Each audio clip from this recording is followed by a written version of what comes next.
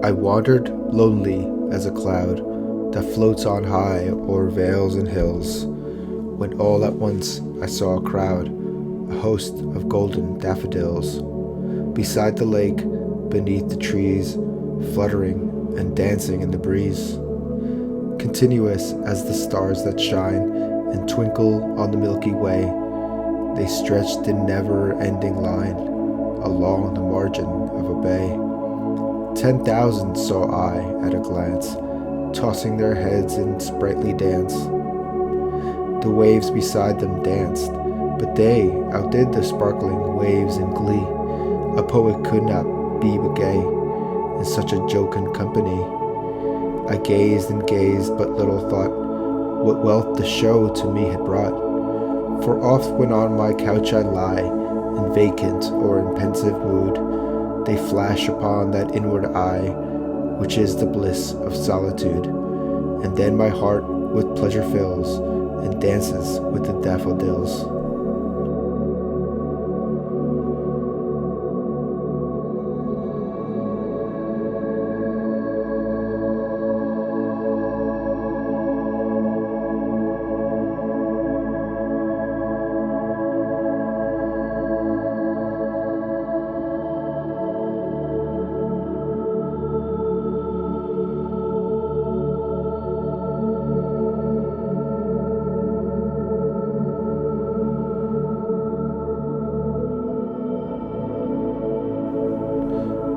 Earth has not anything to show more fair.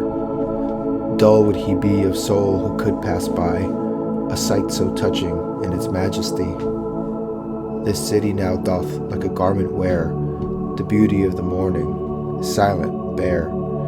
Ships, towers, domes, theaters, and temples lie open onto the fields and to the sky, all bright and glittering in the smokeless air. Never did sun more beautifully steep in his first splendor valley, rock, or hill. Ne'er saw I, never felt a calm so deep. The river glideth at his own sweet will. Dear God, the very houses seem asleep, and all that mighty heart is lying still.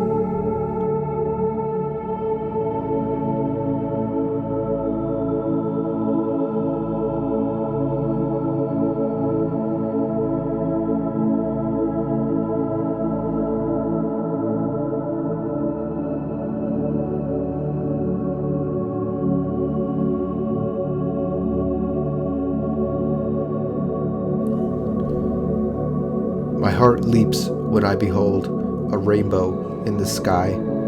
So was it when my life began, so is it now I am a man. So be it when I shall grow old, or let me die, the child is father of the man. I could wish my days to be bound each to each by natural piety.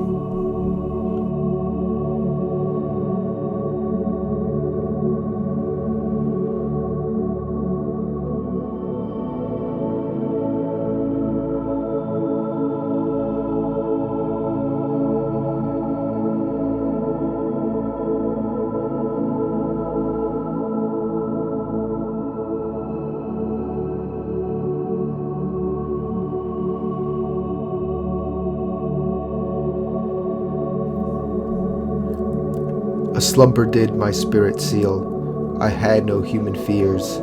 She seemed a thing that could not feel the touch of earthly years. No motion has she now, no force. She neither hears nor sees. Rolled around in earth's diurnal course, with rocks and stones and trees.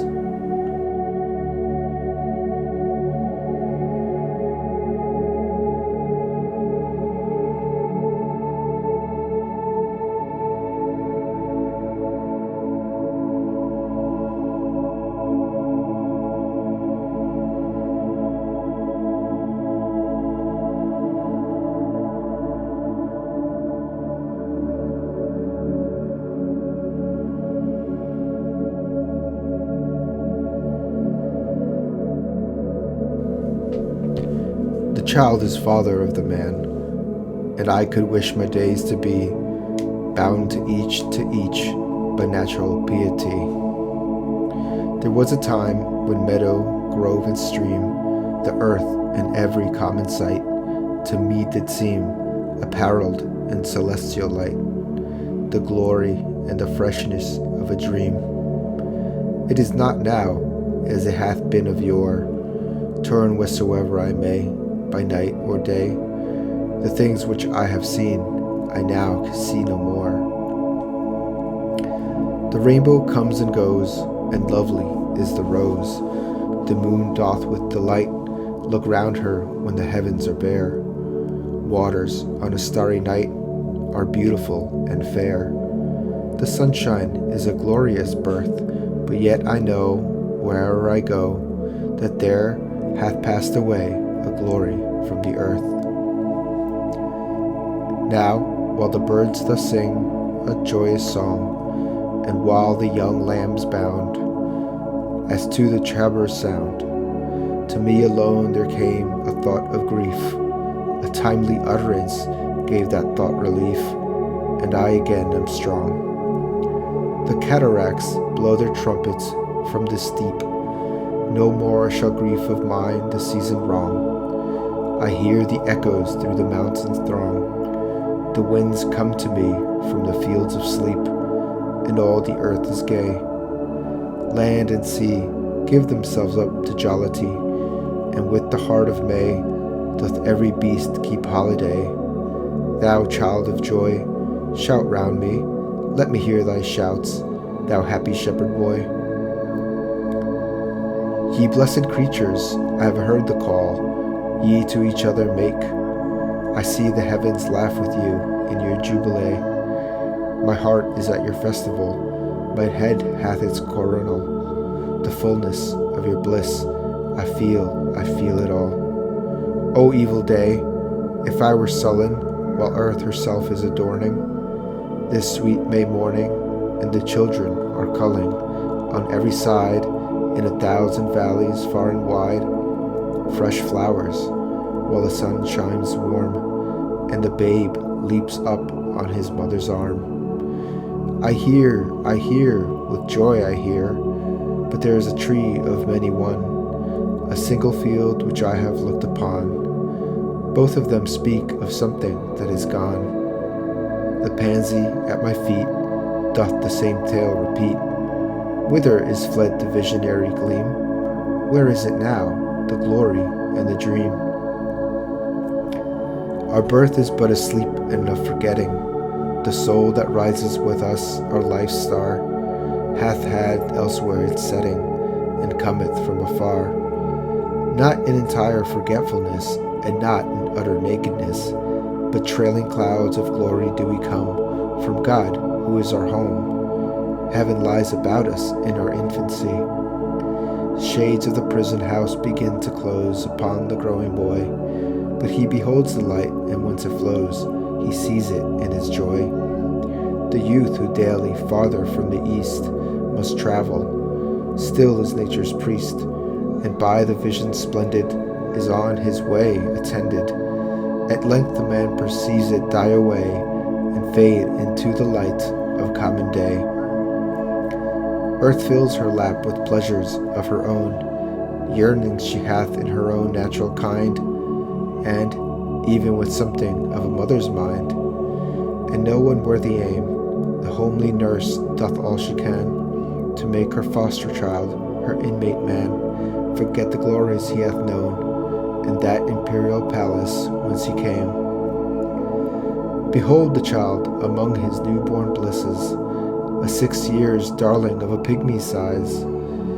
See where mid-work of his own hand he lies, fretted by sallies of his mother's kisses, with light upon him from his father's eyes. See at his feet, see little plan or chart, some fragment from his dream of human life, shaped by himself with newly learned.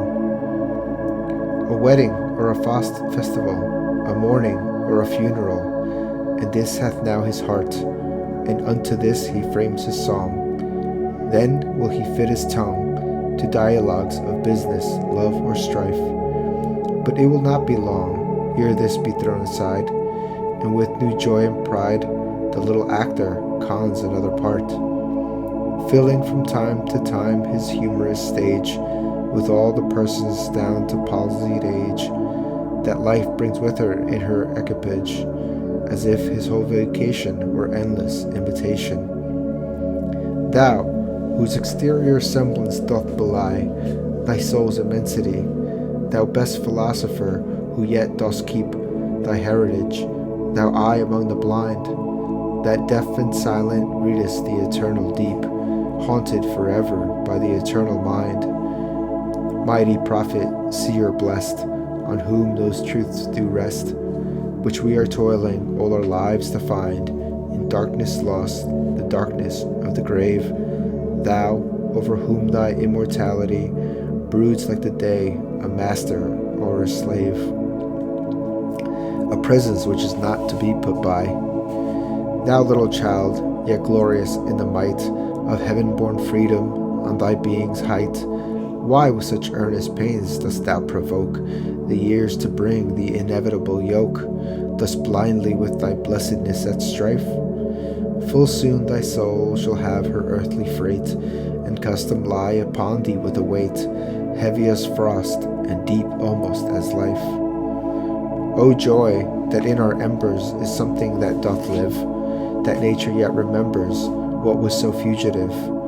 The thought of our past years in me doth breed perpetual benediction, not indeed for that which is most worthy to be blessed, delight and liberty, the simple creed of childhood, whether busy or at rest. With new-fledged hope still fluttering in his breast, not for these I raise the song of thanks and praise, but for those obstinate questionings of sense and outward things, fallings from us, vanishings, blank misgivings of a creature moving about in worlds not realized. High instincts before our mortal nature did tremble like a guilty thing surprised, before those affections, those shadowy recollections, which, be they what they may, and yet the fountain light of all our day, are yet a master light of all our seeing. Uphold us, cherish, and have power to make our noisy ears see moments in the being of the eternal silence, truths that wake to perish never, which neither listlessness, nor mad endeavor, nor man nor boy, nor all that is at enmity with joy, can utterly abolish or destroy. Hence in a season of calm weather, though inland far we be, our souls have sight of that immortal sea which brought us hither, can in a moment travel thither, and see the children sport upon the shore, and hear the mighty waters rolling evermore. Then sing, ye birds, sing a joyous song, and let the young lambs abound, as to the tabor sound. We in thought will join your throng, ye that pipe and ye that play, ye that through your hearts today feel the gladness of the May. What though the radiance which was once so bright be now forever taken from my sight? Though nothing can bring back the hour of splendor in the grass, of glory in the flower, we will not grieve not, rather find strength in what remains behind, in the primal sympathy, which having been most effervescent in the soothing thoughts that spring out of human suffering, in the faith that looks through death, in years that bring the philosophic mind. And oh, ye fountains, meadows, hills, and groves, forebode not any severing of our loves. Yet in my heart of hearts I feel your might. I only have relinquished one delight, to leave beneath your more habitual sway. I love the brooks which down their channels fret, even more than when I tripped lightly as they. The innocent brightness of a newborn day is lovely yet. The clouds that gather round the setting sun do take a sober coloring from an eye that hath kept watch over man's mortality.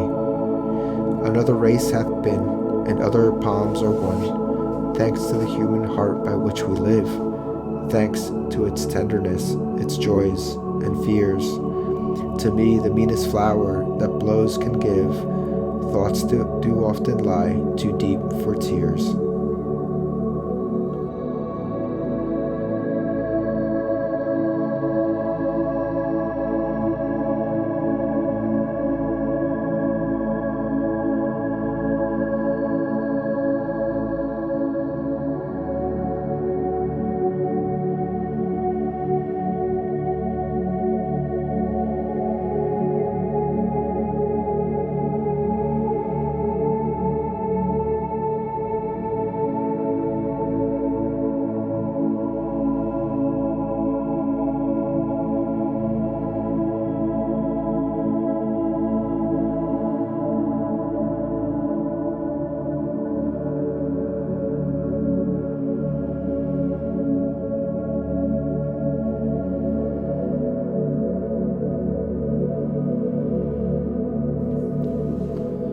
Behold her, single in the field, yon solitary highland lass, reaping and singing by herself. Stop here, or gently pass. Alone she cuts and binds the grain, and sings a melancholy strain. Oh, listen, for the vale profound is overflowing with the sound. No nightingale did ever chaunt more welcome notes to weary bands of travelers in some shady haunt among Arabian sands. A voice so thrilling ne'er was heard in springtime from the cuckoo bird, breaking the silence of the seas among the farthest Hebrides. Will no one tell me what she sings? Perhaps the plaintive numbers flow for old unhappy far-off dings and battles long ago. Or is it some more humble lay, a familiar matter of today? Some natural sorrow, loss or pain that has been and may be again? Whatever the theme, the maiden sang, as if her song could have no ending. I saw her singing at her work, and o'er the sickle bending. I listened, motionless and still, and as I mounted up the hill, the music in my heart I bore, long after it was heard no more.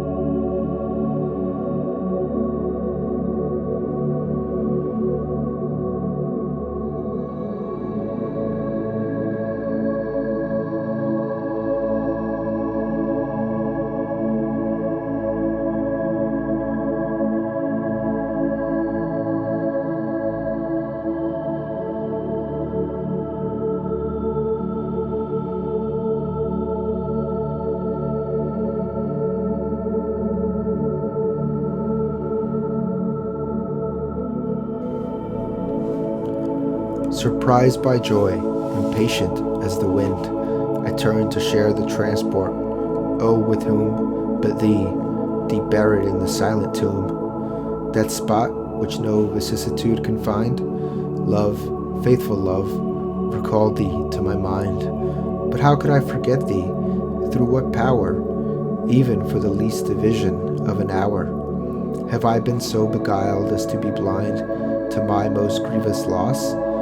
That thought's return was the worst pang that sorrow ever bore. Save one, only one, when I stood forlorn, knowing my heart's best treasure was no more, that neither present time nor years unborn could to my sight that heavenly face restore.